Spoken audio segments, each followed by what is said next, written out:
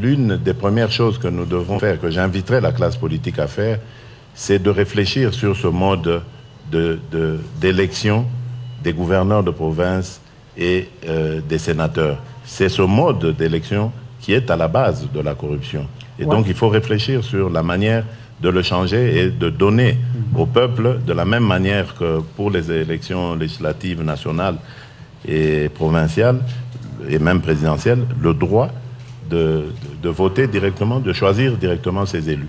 Et donc, pour terminer avec cette question de la corruption, je dirais le combat contre la corruption, je le dis et je l'affirme, sera une de mes priorités. Je combattrai la corruption avec toutes les méthodes démocratiques possibles, mais jusqu'à ce que celle-ci sera totalement éradiquée de notre société. Alors, concernant les droits de l'homme, je ne comprends pas du tout cette invitation à me démarquer du pouvoir de Kabila, parce que le pouvoir de Kabila a fait son temps. Maintenant, c'est le mien qui commence. Donc, il n'y a pas de démarcation à provoquer là. J'ai amené ma méthode et je vais vous dire comment est-ce qu'elle est déjà en train de faire ses effets.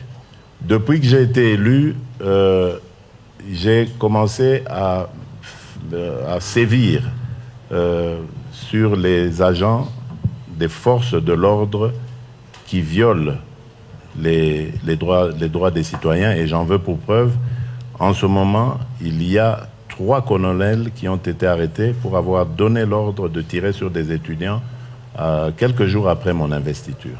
Au niveau de la télévision nationale, la télévision officielle, qui ne donnait pas accès à l'opposition, aujourd'hui, elle le fait.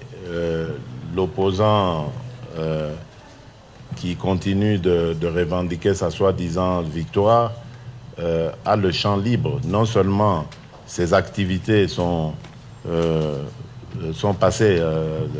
passent dans les médias sans censure, mais en plus, lui-même a la liberté de circuler et de tenir ses réunions publiques sans aucune entrave des forces de l'ordre, comme on pouvait le constater il y a encore quelques semaines.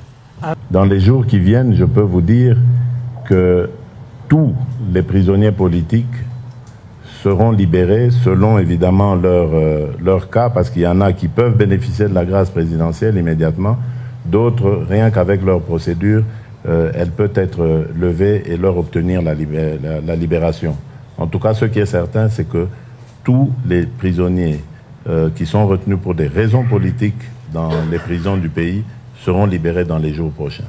En ce qui concerne l'ANR, l'Agence nationale du renseignement, qui était la police politique depuis toutes ces années, depuis notre indépendance, la police politique du pouvoir, va être requinquée. On va lui redonner un autre visage plus humain. Et j'ai d'ores et déjà donné l'instruction pour que tous les cachots de ces services soient fermés et qu'on ne puisse plus retenir des individus dans ces endroits uniquement à cause de leurs opinions politiques. Ça n'arrivera plus. Et je sais que c'est une question de temps aussi, parce que certaines habitudes sont restées. Mais croyez-moi, avant la fin de mon mandat, on ne parlera plus d'arrestation arbitraire en République démocratique du Congo. Merci beaucoup. Thank you very much. I know you got more questions, but trust me, the answers speak volume. For now, I want to invite